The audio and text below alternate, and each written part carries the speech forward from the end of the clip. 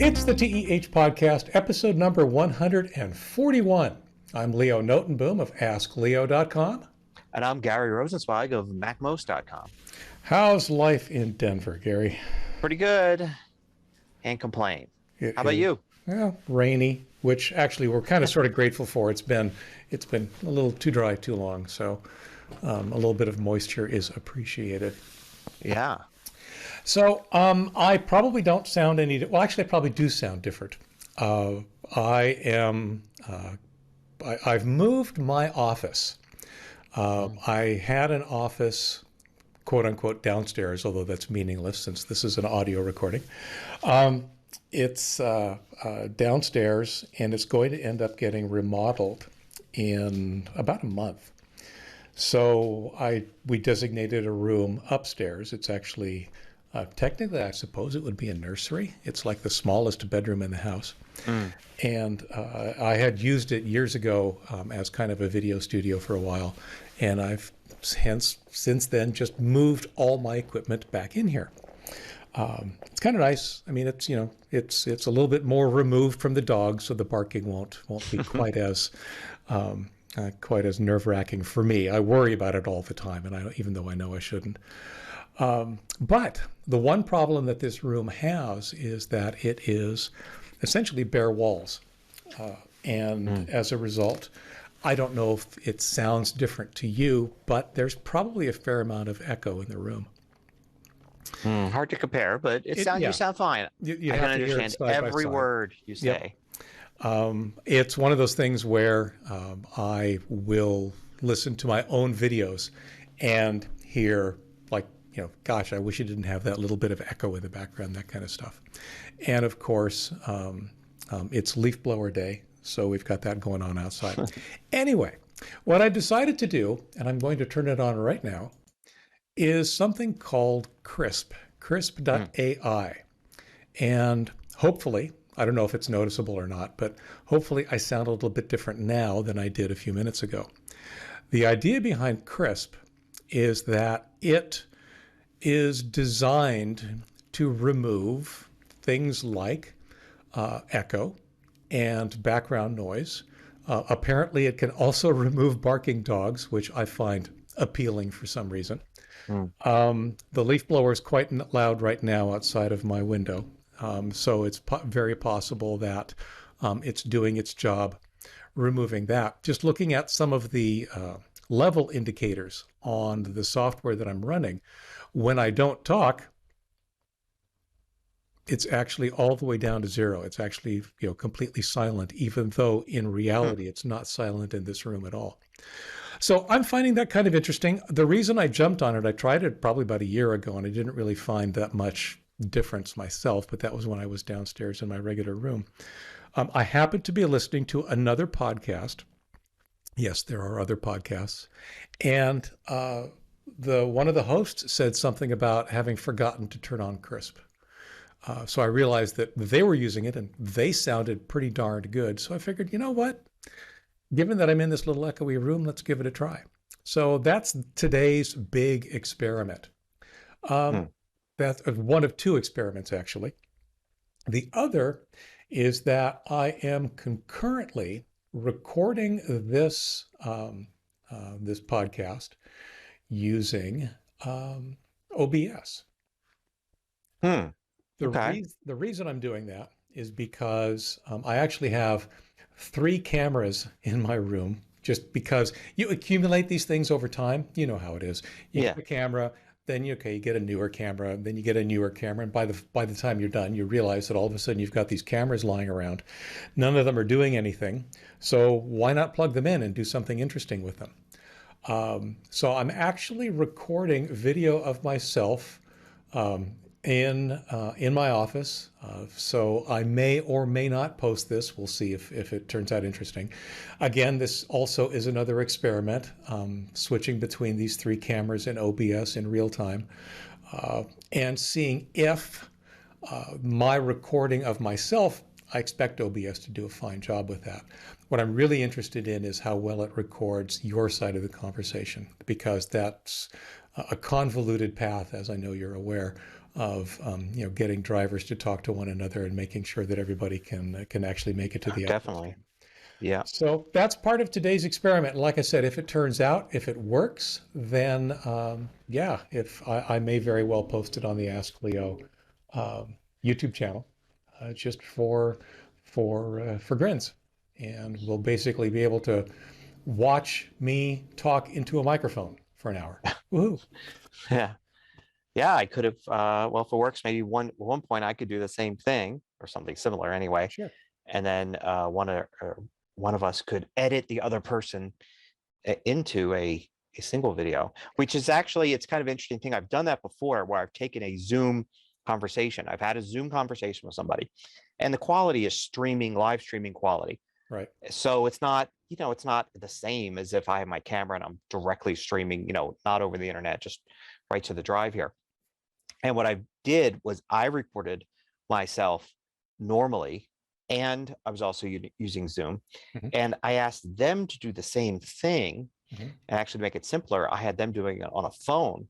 So I had their iPhone was recording straight to the phone, and then they were using Zoom on their computer. And when we were done, I asked them to send me that video file of them talking.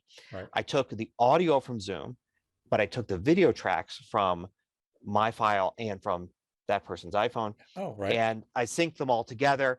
And, I did all that without worrying about editing or anything. I just synced them all together first, then created basically this one multi-track, all synced together thing. And then I went in and I edited, and I was able to swap back and forth between who was talking when I wanted to, or sometimes had both of us on the screen. And of course, the video was all high quality because the video was kind of first person, I guess, for lack of a better way to describe it. It was not being streamed. But the audio quality was great. So I just, used that, which is, what we're doing here for the podcast in the first place. Yeah, a lot of people do. And I have to admit, I mean, if Zoom is going to fall down in terms of quality anywhere, it's going to be the video quality. Oh yeah. So, especially because recording it locally is by far the way to go. Yeah. I mean, even with just two people, your internet connection is being asked to stream your thing out and the other person's video in. Right. Just with two people, right. Which is a lot more than, say, if you're watching Netflix, you're just streaming in. Right. So yeah, it's not meant to be something that's recorded and then broadcast. I know when they record TV shows, especially during the lockdowns, they would have, if they were trying to make it look like people were talking over Zoom, in those episodes that were done completely that way, they would actually have them record directly to cameras or iPhones in their homes, right?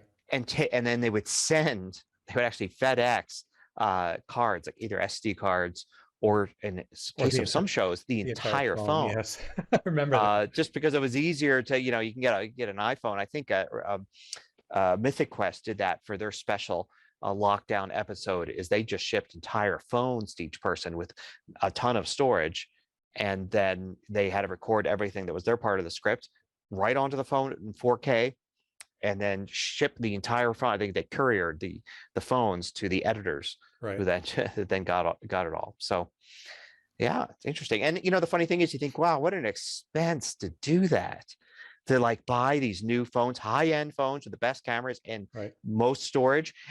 It's still way cheaper than, like, how not that long ago you record, TV shows with these really expensive cameras and sets and, production assistants everywhere and craft food services and all of that.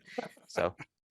And now it's just somebody, if they're being fancy, they've got a tripod for the phone. So cool. Yep. Anyway, what I wanted to talk about this week was something that kind of popped onto my radar a couple of weeks ago. I know you and I chatted about it briefly, just because it was something unique, at least a new experience for me. And that was that one of my YouTube videos kind of took off a little bit.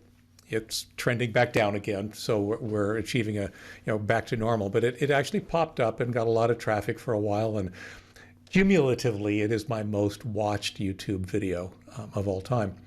It is what's the best long-term storage media. And before I want to go into what transpired as a result of that video, what the video covers and what the comments, because there were many comments on that video. I was just kind of curious. You'd mentioned that you've been thinking about this as well. So I'm just kind of curious in what direction you ended up going. Well, I mean, my context was that I had people that were actually asking me about questions about backing up that actually, or they were about archiving, but they were thinking backing up. People confuse the two a lot. So I did a video on what makes them different, what makes backing up different than archiving, at least in the way that I use the term archiving. Right. And so then I ended up talking a bit about archiving, which then got people asking me, what's the best way to archive? Once they understood what it was I was talking about. And, I just basically, I mean, do you want me to talk about like what I do for archiving now? Sure, yeah, because that's one Yeah. of the things I wanted to do is I wanted to Well, compare, I wanted to find out what you do and then compare it to what I do and how that all relates to the original questions. right. Well, I mean, the first thing I say is, the overriding thing about archiving is digital archiving. It's kind of like nuclear waste storage. There is no final complete solution, right? There is no, I've done it, it's archived forever. Right. It requires maintenance. Not only does it require maintenance because things deteriorate, but also archiving systems get better and better. Like for instance, I may have back in 1988 taken some, end of a semester of school, put all my final projects onto a floppy disk, labeled it spring 1988, and said, I am done. This is archived forever and ever on this floppy disk. I mean, of course, that floppy disk, if I still had it, may not work now. But also, of course, much better ways of actually storing that tiny amount of data that's on that floppy Right. in 2021. So but either way, if floppy disks have remained the only way to archive things, I probably at some point would have wanted to go and transfer that to a fresh new floppy disk. As it turns out, didn't need to do that because at some point I was able to transfer a ton of floppy disks to a CD-ROM. Mhm. And then at some point with a collection of CD-ROMs, I was able to transfer a bunch of those to DVDs, the Mhm. DVD read writables. And then at some point I was just able to get a hard drive and transfer all these DVDs to a hard drive. And each iteration, the storage got larger, it got faster, it got easier to access. I mean, certainly, can you imagine a massive box of either CDs or floppies trying to find something on it, as opposed to one hard drive where I could just do a quick file search on Right. and find what I want. And also it gets easier to maintain. So hard drives have been my thing for a while now, but the hard drives keep getting bigger and faster. Mhm. So whereas I may have originally had a bunch of 200 gig hard drives, to now I can actually archive everything onto a several terabyte hard drive. Right. And it's for me, it has coincided nicely, the size versus time kind of thing, because if the idea is every few years take all of my archive data and move them to something new, that's about the time when it's like, hey, there is something new. Now I can get a cheap 5 terabyte drive to put all this stuff on. Mhm. Whereas when I last worked with the archive, that would have been really expensive, or maybe didn't exist, and I had a 1 terabyte drive, and that I put things on. So just that's the plan for the future. Right now, maybe I think it's actually, I'm trying to think, is a 5 terabyte drive for my actual archive for things that I want to keep forever. Mhm. I've got like a 14 terabyte drive for my backup, but so I've got 5 terabytes of stuff backed up forever.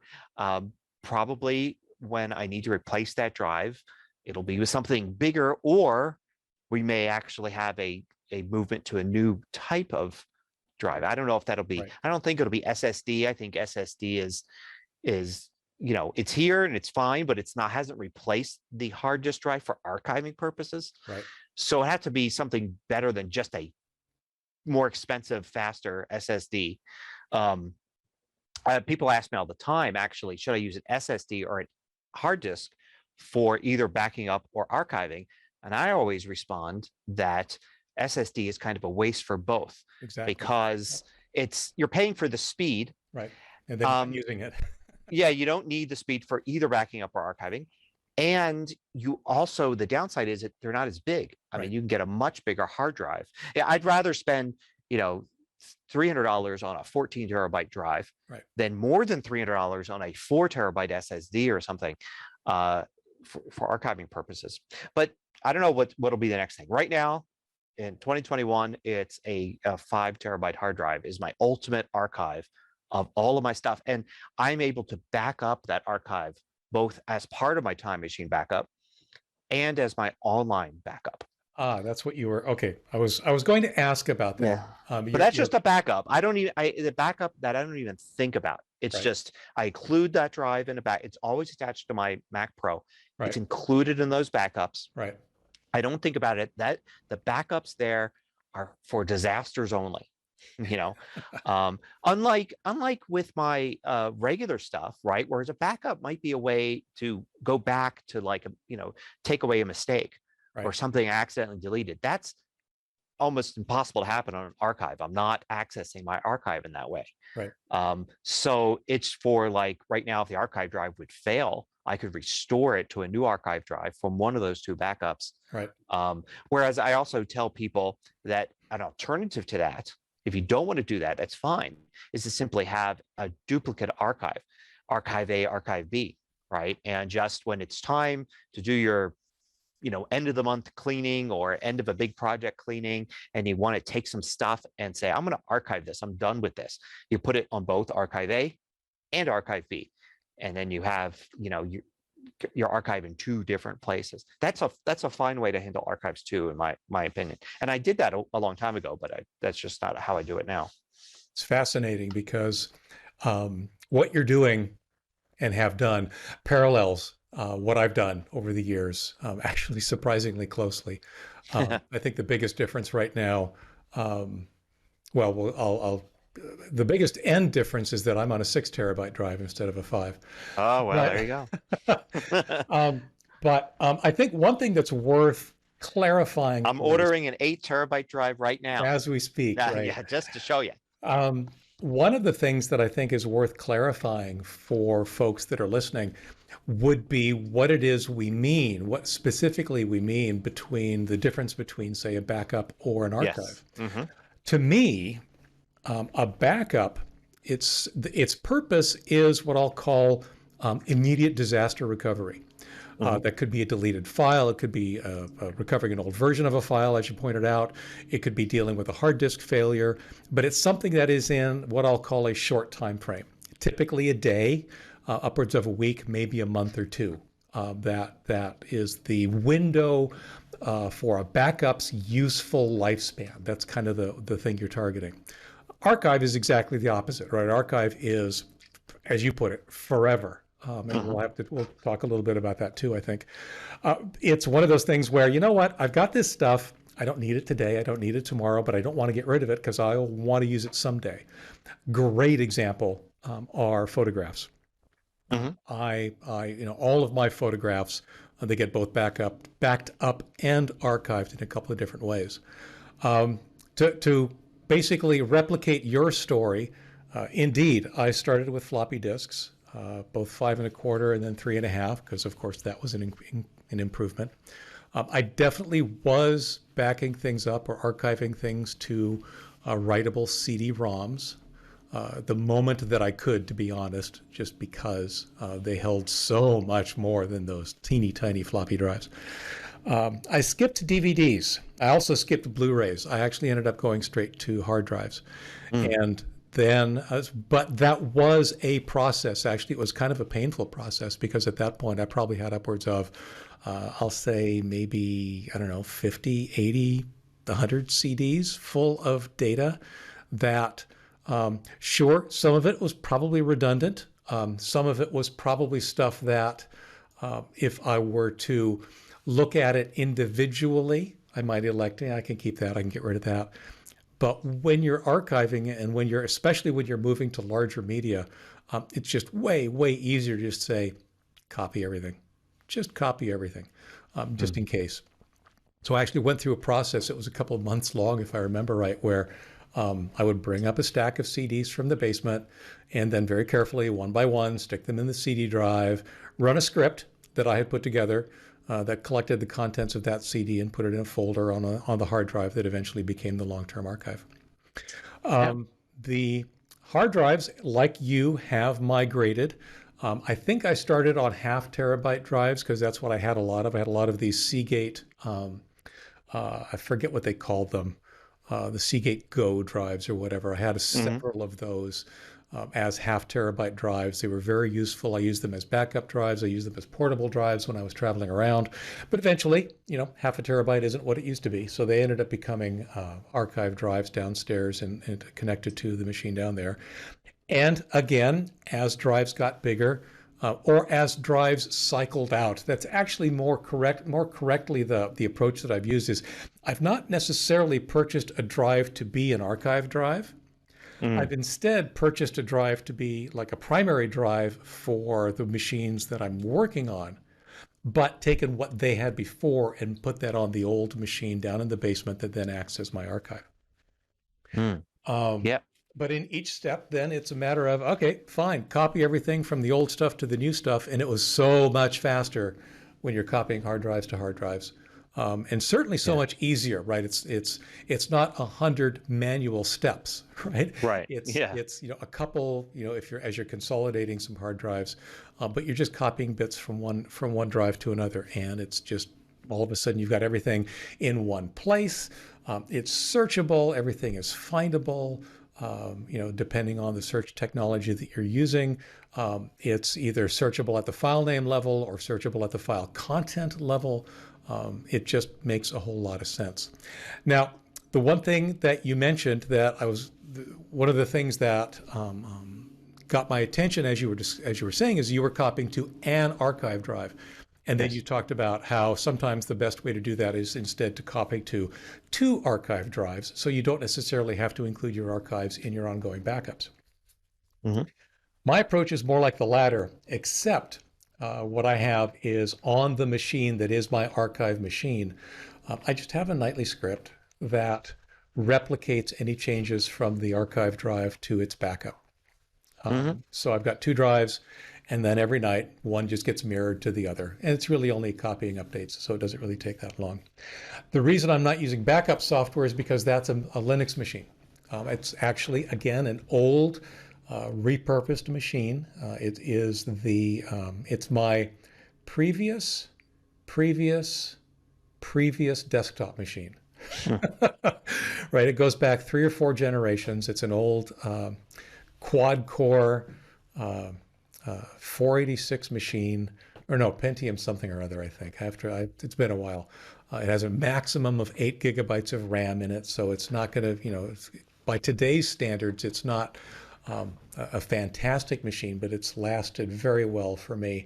And it's serving this purpose well because it's a glorified file server that I Yeah. can run scripts on. One way that you and I differ a little bit in our Mhm. archives, you mentioned archiving your photos. So I follow the basic rule that things only exist either on I call it my primary storage Right?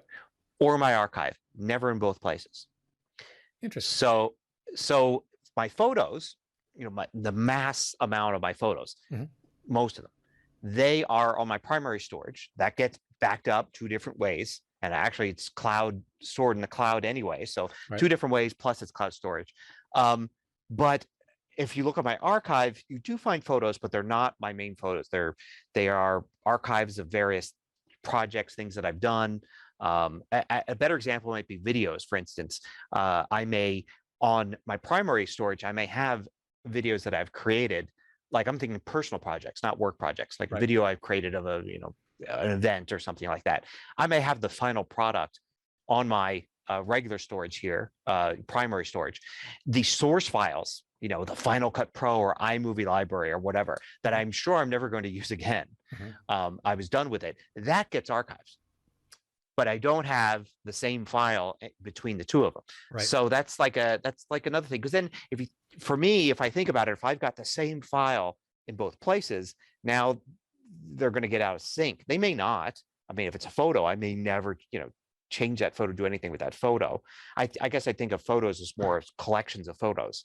So, I've got my entire photo library. Well, now my photo library is out of sync because the one on the archive drive doesn't have anything from this year, whereas the one, so anyway, my rule is you archive something to take it off of your primary storage, Okay. and then everything is there once. It's just one of those two You're right. Yeah, places. you're So right. Our approach is definitely different. My approach yeah, is archive is it's two things.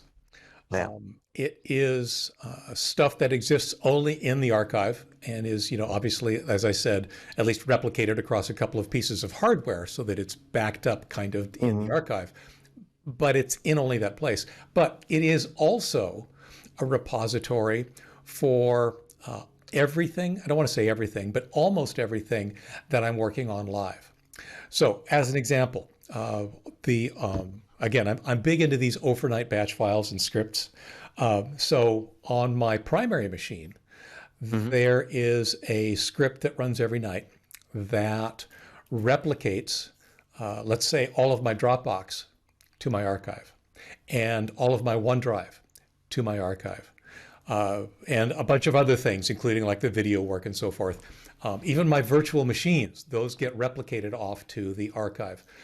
So in a sense, it's not necessarily an archive. It's acting a little bit more like a backup, but that allows me to do a couple of things. One is I can delete safely from my primary storage, right? If I delete a virtual machine because I need the disk space and I really don't think I'll ever use that virtual machine again, I'm safe to do so. Because if Hmm. I ever need to go back and retrieve that virtual machine, I've got its last known instance in my archive. Uh, so there's this automated replication of things that's going on that includes all of my live work. Hmm. And that actually works fairly well for me. Like I said, it gives me, it's a safety net under my safety net, which is actually something that I wanted to talk about as well, because one of the things that I, backup is one of those things that if it's good to do, it's good to overdo, has apparently become my philosophy. Because, for example, photos are a great thing. I focus a lot on photos because of how irreplaceable they ultimately are. Hmm. Once you've taken a photo, you can't take it again. I mean, you can take a lot of photos that might be like it, but there are definitely times in your life that aren't going to come back again, or situations or people or whatever that just, once you have the photo, that's the photo. And if you lose the photo, it's gone forever. So my photos, for example, they all go into Dropbox. Which then instantly, it ends up getting replicated to the cloud, so it acts as my off-site storage, so to speak, for the photographs. It then automatically gets replicated to a couple of other machines, but then overnight, like I said, one of my machines then replicates one of the copies of Dropbox. It actually ends up creating a zip file or a tarball, one or the other, that just stuffs the current copy of Dropbox into a folder in my machine downstairs. So even if Dropbox were to fail completely and delete everything from my Dropbox account, I'd still have a backup copy of everything that was in it last I saw it.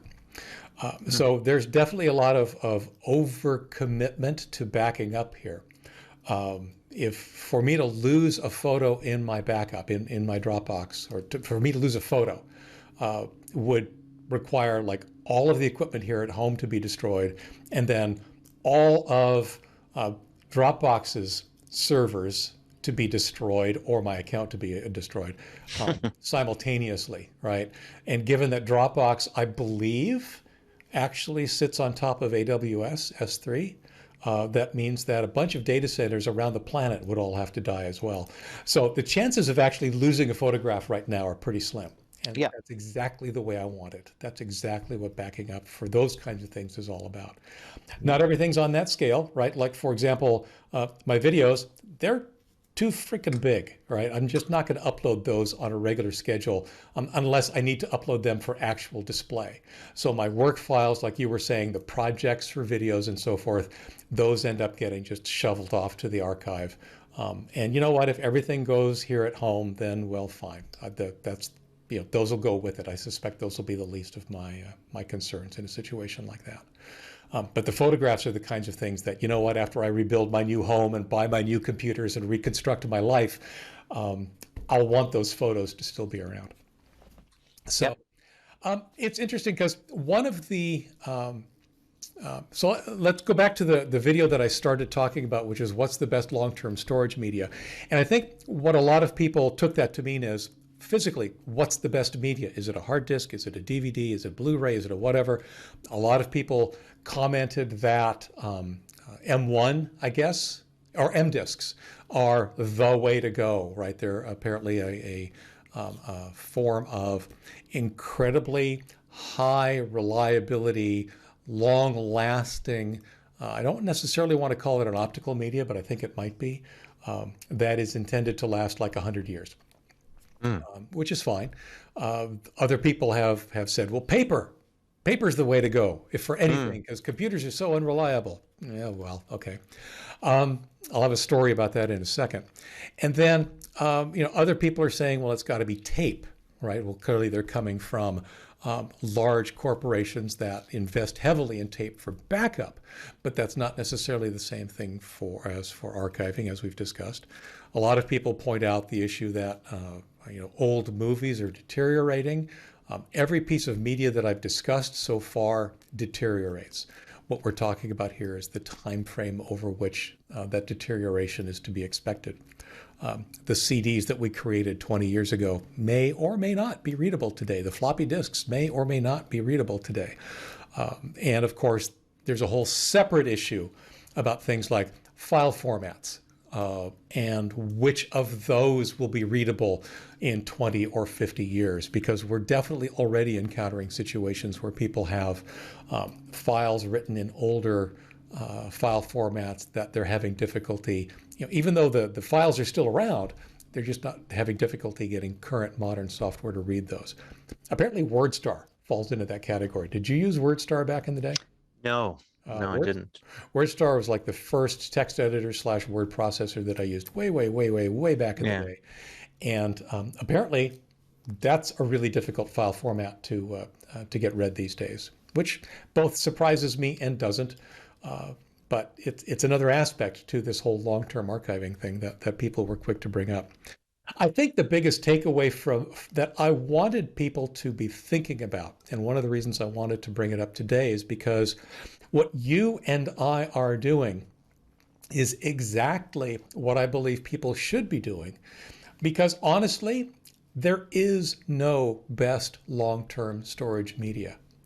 The best long-term storage is a process where you migrate the things you want to save regularly from existing technology to newer technology. As you said, that 5 or 6 terabyte drive that you and I are using today, who knows what we're going to have available to us in 10 years. So we should be prepared, though, at some point in the next 10 years to say, you know what? Yep, we're going to get that petabyte drive, right, or whatever it is, and connect it up to our system with whatever USB 7 connection it happens to be at the time, and migrate all of our data. Yeah, my bet now would be on it being just online. Technically, you can already do that, right? We can already just store it all online. Well, I could. Sure. One of the interesting things about online storage is that behind the scenes, Yeah, storage providers are doing exactly what we just described. Yeah, to do backups, Well, they're multiple constantly swapping out locations. old hard drive technology for newer technology, whatever that might be. Yep.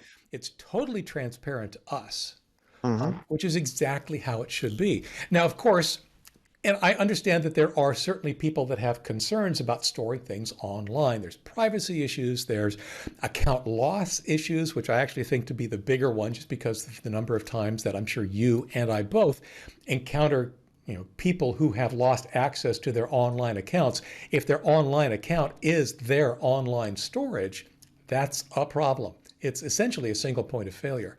But the bottom line is that, yes, it may all go online or be primarily online, but as things change, be it online or off, as technologies change, the way to deal with hardware obsolescence, for lack of a better term, is to migrate your archives. Migrate everything to more current technology every so often. Yep. 20, 30 years ago, it was floppy drives. That's laughable today. What we have today may be laughable in 30 years. That's why we're doing this migration. In a sci-fi book that I read, this whole debate came up, and the author's the type that actually, researches things meticulously. So the whole debate came up about how can we record something that if millions of years from now, civilization is gone from Earth, gone from the solar system, that we can record a basic history of what went on here. Right. And preserve it in such a way. And of course, obviously things like data drives and all that, just no way.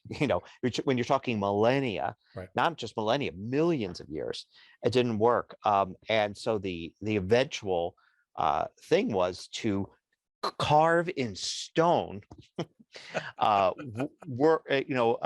words basically telling a story on Pluto's moon Charon, because being far away from the sun, it wouldn't be enveloped and could possibly even survive a supernova of our sun. Right, right. And carving in stone deep enough and well-defined enough had the best chance of, say, I guess they were maybe something like 10 million years from now, still being around, whereas no other solution seemed to be able to last that long. It's pretty funny. So, a lot of people mentioned to me Voyager and the disk Voyager that has some amount of information that is, presumably would last as long, right? A very, very long time. And it solves the whole sun-going supernova problem by just leaving. By not being here, yeah. Right. I think it's funny when we start musing down that path, what intelligent species is going to encounter it, and are they going to make any heads or tails out of whatever it was we've provided? I mean, that's part of the problem too, right?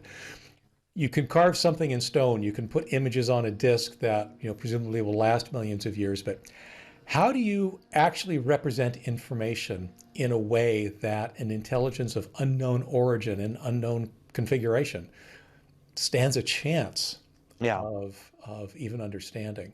I sometimes marvel that, we tend to think of porpoises, dolphins as being super smart, or even crows, I think, supposedly have an intelligence that's very high, or chimpanzees, whatever. And yet, we've not been able to really communicate with them.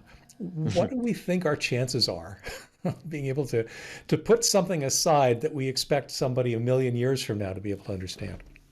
Anyway. Yeah, it's a fundamental problem. Fortunately, we don't have that problem with our archives, because hopefully, Well, that actually also brings up another point that kept coming up. And I want to take a quick side path here, because this is what leads to an answer to a question that a lot of people rose. So one of the other videos that I stumbled into, it's a video I actually recorded almost 5 years ago. It's one of the reasons I think backups are so important, is what it's called. And of course, both of the videos I've been talking about are going to be linked to in the show notes.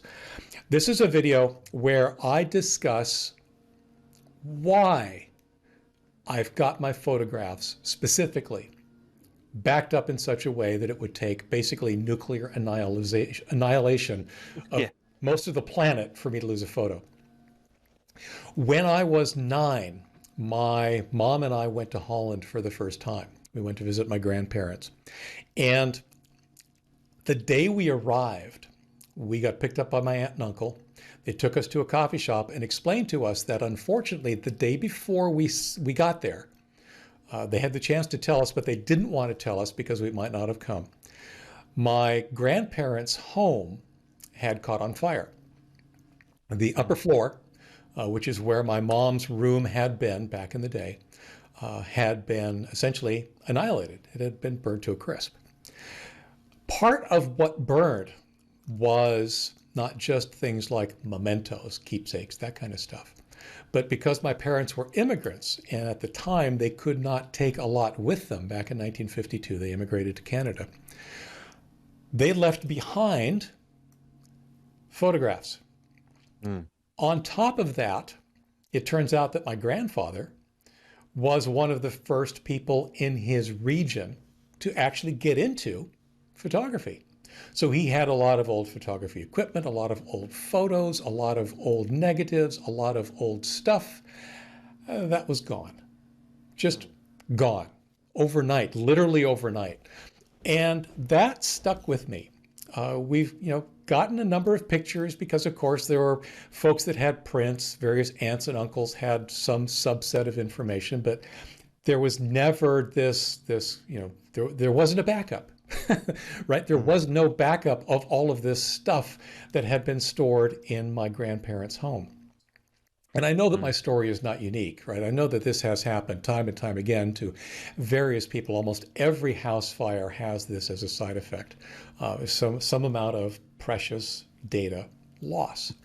So that's what drives me in a lot of ways to back up photographs as much as I do. It also is my instant response to when people tell me, no, I don't trust computers, paper is better. Trust me on this. Paper is not better. You've got one copy. If you've got a negative, that's great. You've got one negative. Every copy you make off that negative is of inferior quality, and if you lose the negative, you've lost it. Yep, you can take a scan of the print of the negative, but each step away from the original, you've lost some quality. Not true for digital, right? Digital copies trivially. Yep. We can back it up trivially. It's wonderful that way. So I'll stand by, at least from an administrative point of view, that digital is far, far better than analog. I'm not getting into the visual aspects of it that I know some people are passionate about, or especially when it comes to LP records versus CDs. Fine, have that argument. But in terms of keeping data, replicating data, copying data, backing up data, digital is far, far superior. And you'll never see me replicate or mentioning paper. As a side note, one of the things that people will mention is that, there's this paper from hundreds of thousands of years ago or thousands of years ago that has survived. Great. Yep. Dead Sea Scrolls as one example. Great. Wonderful example. That's survivorship bias. Yep. A small piece of all the paper that was in existence at that time survived. I'm sure the same will be true for whatever format we happen to choose today, even if it's the wrong format. But it's a tiny, tiny tip of a much larger corpus of information that has been lost forever. I'm one of those people that whenever we talk about the fire at the Library of Alexandria, I get sad. Right? Because so much wonderful information was lost. Obviously, it wasn't backed up. Some of it might have been actually just because one of the ways they dealt with this was by literally manually copying scrolls. But so much of it was lost and lost forever. So yes, digital all the way.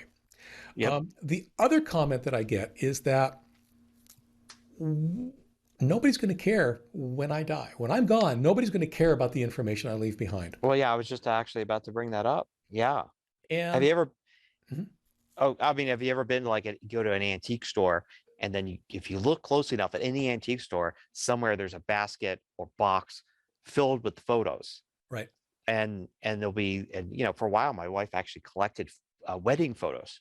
Cool. And those weren't, it's not like these are copies of wedding photos. These are old enough that these were the wedding photos. The wedding photos. And it ended up in a box with other wedding photos in an antique store. And they're just, nobody cares. And by us buying it and displaying them, it's like, we have no idea who these people are. But whoever descended from them, if anybody, has no idea this photo exists. It's like the data goes on, even though the person who cared about the data is no longer around. And that's actually one of the arguments I get against basically a lot of what I'm discussing in terms of archiving and data retention, is that, when I die, nobody's going to care. Yeah. I beg to differ. And I do that in a couple of different ways. Now, firstly, I have no children. I know you do. I have cousins with children who probably might care about the crazy aunt and uncle off in America, because all of my relatives are in Holland. The way I look at it is not so much looking forward. I expect this person or even that organization or that anything to care about what I've done. All I know is I wish I had the equivalent for my ancestors, for my grandparents, for my great-grandparents. I wish I had more information about them. Even the information that I know used to exist, I wish it still existed. And that's what I want people to think about. I want them to prevent that from happening. I want them to prevent somebody 50, 100 years from now saying, you know what? I wish I had that picture of my uncle or some more information about my grandparents or whatever. I know it existed because they were snap happy back in the 2020s, right? They were taking pictures of everything, including their lunch. I don't necessarily want the pictures of their lunch, although who knows, some archivist might find that interesting. But I want the pictures of them, right? The selfies. I want those. And I would hate for that to just fall away due to what is sometimes referred to as digital decay. So I don't know who's going to care about my stuff. Maybe nobody, but I want to make sure it's there. Sure that in case somebody does. I've got some from the 1950s, some 8mm silent black and white video from my family. I guess my great grandparents and grandparents. And I digitized it. Excellent. Sitting on the very archive drive that we've been talking about. It sits on there. Yep. And I often think just, going back, okay, this says it's 1954. Here they are in the beach in Atlantic City. And it was somebody, probably my grandfather, that was holding the 8mm camera that he thought was so cool. It wasn't even Super 8, it was 8. Yeah, it wasn't Super 8. Yeah, Super 8 came later. He did have one of those. But then and he's like, I wonder if he would imagine that in the year 2021, it'd be sitting digitized on an archive drive in his grandson's house in another state, and it would perfectly preserved there and ready to be passed on. So I don't know. I mean it's funny because I've got almost the exact same scenario. I have a couple of 8mm and some Super 8mm films that were shot of, well, the 8mm was of me as a baby, literally less than a year old. Yeah, I've got some of that too. And it's one of those cases where a couple of years ago I decided, you know what? The only way that these films are ever going to be looked at again is if they get digitized, right? Yeah. We're not going to set up a projector, even if we can find one for 8mm, and just watch these things and then put it all away again. So yes, I went through that process. I found a great, actually, online a service down near Atlanta, actually, that does this. They specialize in these kind of conversions, and did an awesome conversion on this stuff. And yeah, you're right. They're in my archives. They're actually in my Dropbox with my photos, right? So they're part of the nuclear annihilation protection that all of my photos happen to go with. But and sure, I've got a webpage on my personal blog where I talk about it and I play them. So if you can watch little tiny Leo walking through, I think it was the Butchart Gardens in Victoria back in 1957, or actually it would have been 58 by the time I was actually upright. So yeah, that's all cool stuff. Will anybody care in 50 years? I don't know. I just want it to be there in case somebody does. Yeah. And there's a good chance that there may be. And the other thing, so I was also going to mention that I think that I do, I have too many online publications, but one of them is Not All News is Bad. And it runs daily stories about things that are good, things that have happened, that are good news stories that help us remember that not everything is horrific and falling apart. One of the stories that I think I might be running maybe tomorrow or the day after, I'm not sure now, is literally what we just discussed. It's somebody who discovered a marriage certificate hidden in a photograph. So it was a framed photograph with the photograph in the front and then the marriage certificate behind the photograph, and then, the usual cover paper in the back. And they discovered it. They got the picture somehow, but they discovered it, and then they did the online thing to say, okay, let's see if we can find out who these people were and who it belongs to. And the good news aspect of this, of course, is that they were able to actually return this original marriage certificate to the descendants of the married couple. They were able to identify them and track down their descendants and actually get that to them, which is, I kind of think that stuff is awesome. That's one of the other things I've done too, is I've actually, in addition to scanning a bunch of old photographs that I have from my folks, a lot of the old documents also get scanned, again, for preservation point of view. But yeah, that's those are the kinds of stories that I don't know. Maybe someday that'll be our stuff, right? My marriage certificate, or my photograph, or who knows. Maybe. Anyway, so that's my rant on archiving and backing up, and please do it. Please don't discount the value of what you might leave behind, even if you don't have kids, even if you don't think anybody will be interested. There's a good chance that somebody will be. Cool. Let's see. Yeah. Since I've been just mentioned disasters and the world falling apart, this is an odd, ain't it cool entry for me, but it's something that I was researching this morning. One of the things that my wife and I have been talking about is, there's all this stuff going on, disasters going on, everything from, the earthquake in Haiti to the Afghan exodus, if you will, the refugees exiting, leaving Afghanistan, to the hurricane, was it Ida down in New Orleans, to the fires in California. We always struggle with these situations about, we want to help, but who do we give some money to that we know will actually get something done and get it done in the right place? There are these huge organizations, and every so once in a while you hear about scandal here, scandal there. The CEO makes too much money, or the money. It's difficult sometimes to feel like that your money is going to where you expect it to go, to the actual cause you're trying to support. This morning I discovered something called Global Giving, and it is globalgiving.org, and it is essentially philanthropy using the crowdfunding model.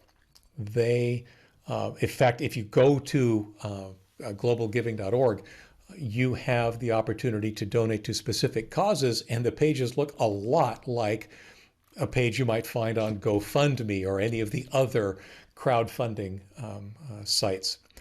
And I'm just finding it really interesting. I did a fair amount of research to understand just how legit these people are. They seem to be very legit. They're very highly related in the on the nonprofit websites that track these kinds of things, and they seem to really do what we're looking for. The thing that makes them unique is that they don't come in and try and do something.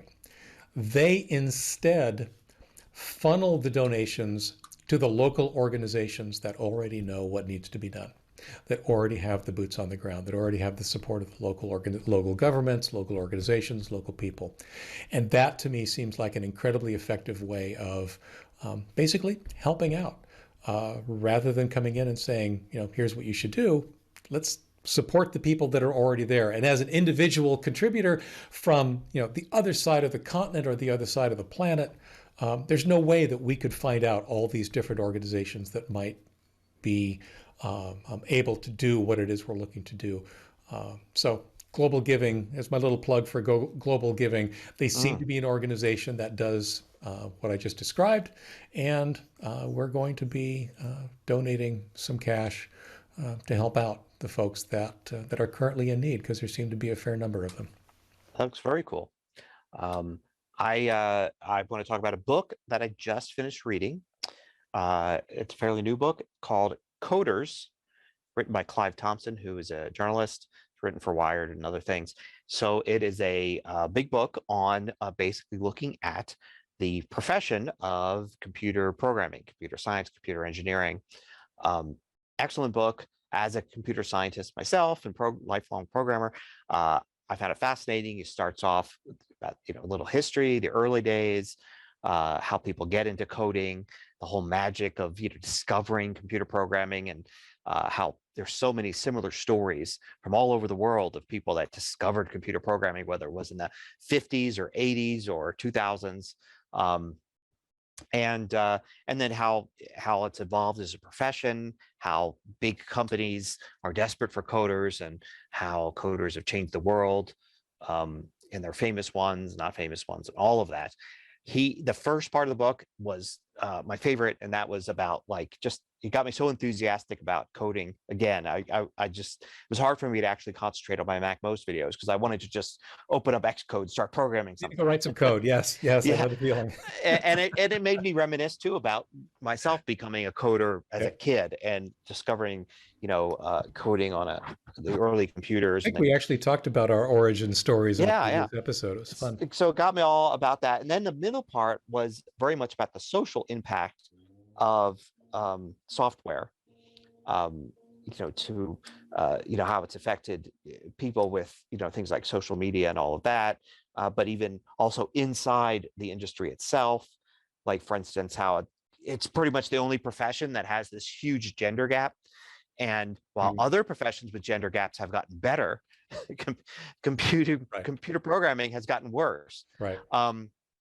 And the causes of that, investigates the causes and history of that, fascinating stuff that some of it I didn't even know, and then talks about the future a lot, present and the future, which actually I find fascinating because nowadays you can go and get a degree in computer science and even go and get a PhD in computer science and be that type of programmer, but you could also go to a boot camp for 15 weeks.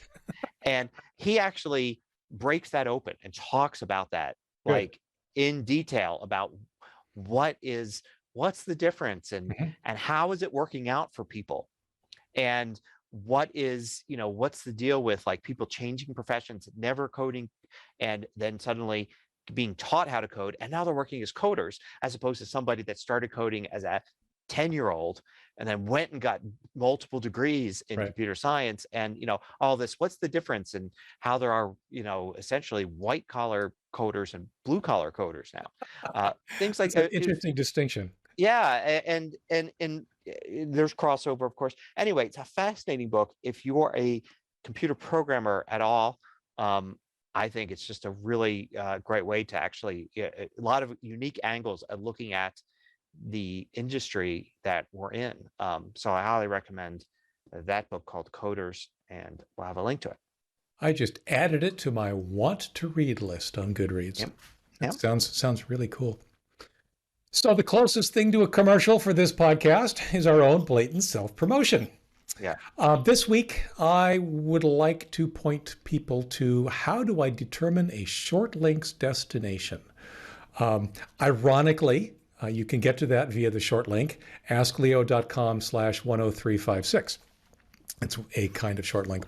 I'm actually surprised that there isn't more visibility about this kind of issue, because I think we've all seen on spam emails, especially phishing and so forth, that you'll often see the real destination of a link cloaked behind sometimes multiple short links, multiple redirections. So the thing you click on isn't really where you go. It takes you to somewhere else, that takes you to somewhere else, that takes you to a final destination that, had you known that was the destination, you might not have gone there. There's at least one online service that I point to in this article that will tell you specifically where a link will take you as its final destination. So how do I determine a short link's destination? Important one. Cool. I've got one that is an interesting video. Have you ever heard of key bindings? Sure. Yeah. So key bindings aren't new. They actually Unix, Linux stuff that's been around for a while. Right. But Mac OS actually has key bindings, its own key bindings that are not necessarily inherited from any of that have been around for a long time, but very few people know about them. A lot of people know how to make keyboard shortcuts for things on the Mac. Right. but key bindings are actually a separate lower level thing.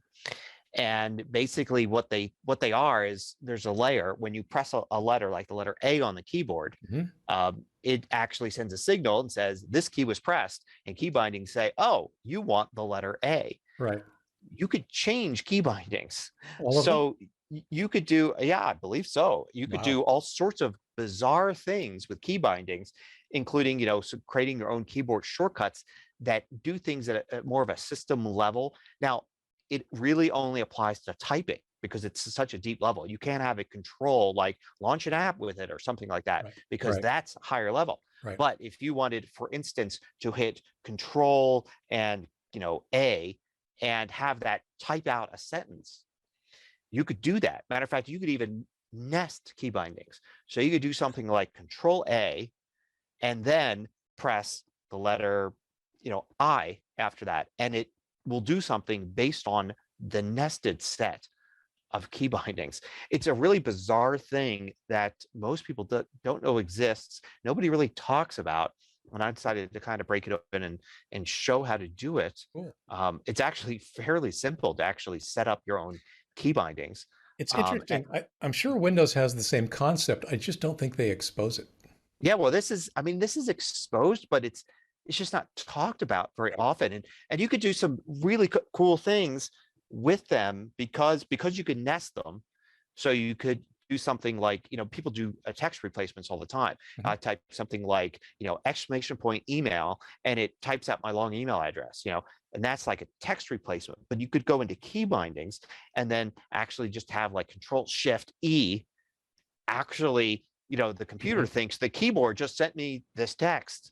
Right. And it's it's really a fascinating, interesting thing. And for those that are like, love keyboard shortcuts and want to actually look at a completely different way to do some interesting keyboard stuff, I did a video on key bindings, so we'll link to that. Question for you though. Is key bindings how the Mac OS implements things like the Dvorak keyboard? Is that just swapping out a different set of key bindings? I think there is a relation there. I mean, it's very weird because in some ways they are really low system level things, right? But in other ways, there are apps that avoid them. Like Microsoft Word selectively avoids some key bindings. Like there's just no work on Microsoft Word. And it's like, how is it doing that? It should be before Word even knows what's going on. Right. And the terminal window which is an app called Terminal on the Mac, has a whole set of its own controls. So it also ignores key bindings. But you could do some of the same things if you're just working in Terminal. Of course, the shells have different things that you could do. So how is Terminal avoiding them? So it is kind of an interesting, weird, like, I'm not sure of everything that's going on underneath.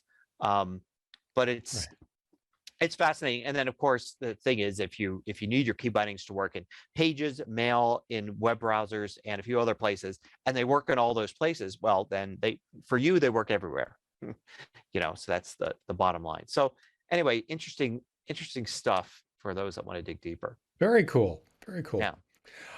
So I think that pretty much wraps us up this week. We'll see if the video sees the light of day. Yeah. The show notes for this week will be at tehpodcast.com/TEH141. If you've got a comment or a question for us, you can hit us up on Facebook or Twitter at the TEH Podcast, or you can always leave a comment on the show notes page. As always, thank you so much for listening and perhaps watching. Thanks again for being here, and we will see you again next week. Take care, everyone. Bye-bye. Bye.